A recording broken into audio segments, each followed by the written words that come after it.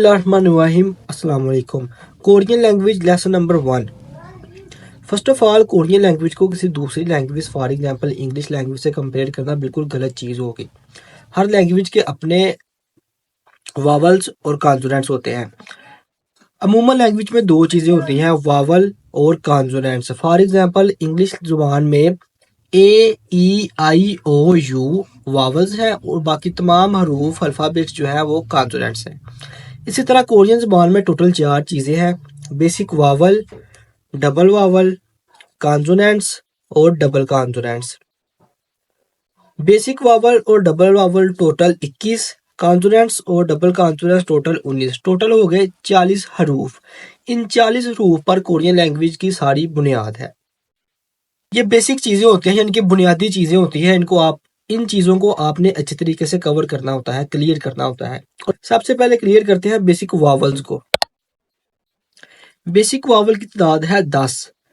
आ, या, आओ, याओ, ओ, यो, ऊ, यू, इ, ई। ये जो है इसे हल्की सी की आवाज देती है, अब सबसे ज्यादा कंफ्यूजन होती है ओ यो और ऊ यू में। यहाँ पे आप एक ट्रिक रख लें, निशानी रख लें, जिसका सिंबल ऊपर की तरफ है वो होगा ओ यो और जिसके सिंबल्स नीचे की तरफ है वो होंगे ऊ और यू। अब वावल्स होते हैं दो तरह के, खड़े वावल और लेटे वावल। खड़े वावल जो लाइन के ऊपर लिखे जाते हैं, आ, या, आओ, याओ और ई। लेटे वावल जो लाइन को टच करते हैं, ओ, यो और ऊ, यू और साथ में ए। 5 लेटे वावल हैं और 5 खड़े वावल हैं।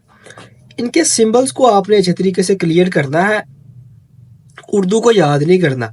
आ, या, आओ, याओ, ओ, यो, ऊ, यू, ई। जब आप अपने मुंह से स्पीक करें आओ तो आपके माइंड में इसका सिंबल बने कि आओ इस तरह लिखा जाता है। अगर आप बोलते हैं यो तो आपके माइंड में सिंबल बने कि यो इस तरह लिखा जाता है। बेसिक वावल्स को क्लियर करने के बाद हम क्लियर करेंगे कॉन्सोनेंट्स को। कॉन्सोनेंट की तादाद है 14। कॉन्सोनेंट्स खियक, नियन, थीगत, रियल, मियम, फियप, शियत, इयंग, छियत, छियत, खियक, थियत, फियप और हियत। अब अक्सर टीचर्स पढ़ाते हैं खियो को गियोक, नियोन, दिगोत, रियोल, मियोम, बियोप, सियोत। वैसे तो ये भी तरीका कार ठीक है, लेकिन ये वाला ज्यादा इजी है। किस तरह इजी है आपको आगे जाके खुद ब खुद समझ आ जाएगा। इसको लिखने का तरीका कार कुछ इस तरह है, खियक, नियन, थीगत, रियल, मियम, फियप, शियत, इयन, छियत, छियत। इस छियत को इजी होकर पढ़ लेना, छियत आराम से, लेकिन इसको थोड़ा दबा के पढ़ेंगे। छियत, खियक, थियत, फियप और हियत।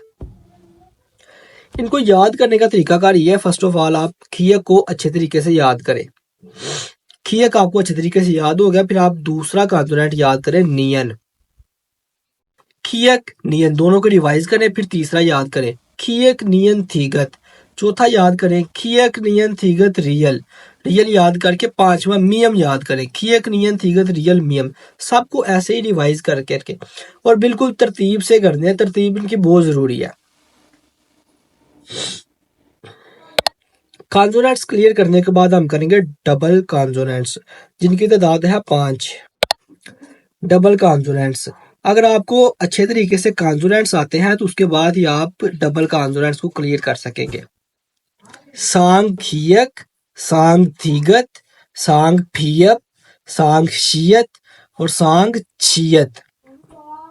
इन सब कॉन्सोनेंट्स और वावल को अच्छे तरीके से रजिस्टर पर जुबानी प्रैक्टिस करके देखें। कम से कम 10 से 20 दफ़ा इनको जुबानी लिखें। ये चीज़ें आपको अच्छे तरीके से आती होंगी, ये लैंग्वेज की बुनियाद है। ये अच्छे तरीके से आती होंगी तो फिर आप आगे बढ़ सकेंगे। आखिर में हमारे पास बचते हैं डबल वावल, जिनकी तादाद है 11। ये थोड़े से टफ होते हैं, लेकिन अगर इनको समझ के करें तो काफ़ी हद तक आसान हो सकते हैं। डबल वावल्स जिनकी तादाद है 11।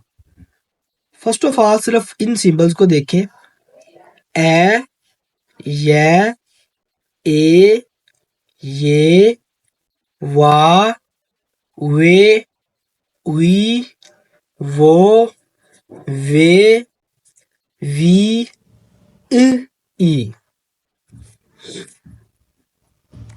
अगर आपको अच्छे तरीके से बेसिक वावल्स आते होंगे तो उसके बाद आपके लिए डबल वावल्स क्लियर करना बहुत आसान होगा। फर्स्ट ऑफ ऑल जस्ट आप इसे देखें कुछ इस तरह करके, ऐसे। ये क्या लिखा है? ये है जी आ। अब आ को जमा करें ई में, ये है ई इस तरफ। आ को जब ई में जमा करेंगे तो आवाज आएगी ए की। ये सिर्फ एक याद करने की ट्रिक है, अगर आपको किसी और तरीके से भी याद होता है तो आप याद कर सकते हैं। या को जमा करेंगे ई में तो आवाज देगा या की। आओ को जमा करेंगे ई में आवाज आएगी ए की।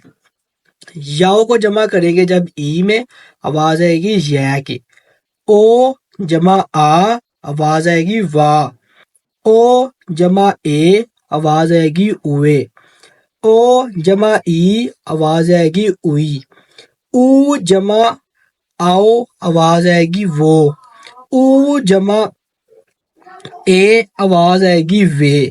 ऊ जमा ई आवाज आएगी वी। और साथ में ई। कोरियन ज़ुबान के टोटल ये 40 हरूफ हैं। इनको आप अच्छे तरीके से क्लियर करें, इनकी ज़ुबानी प्रैक्टिस करें। ये लैंग्वेज की बुनियाद है। अगर आपको ये आते होंगे तो उसके बाद ही आप अगले क्लियर कर सकते हैं।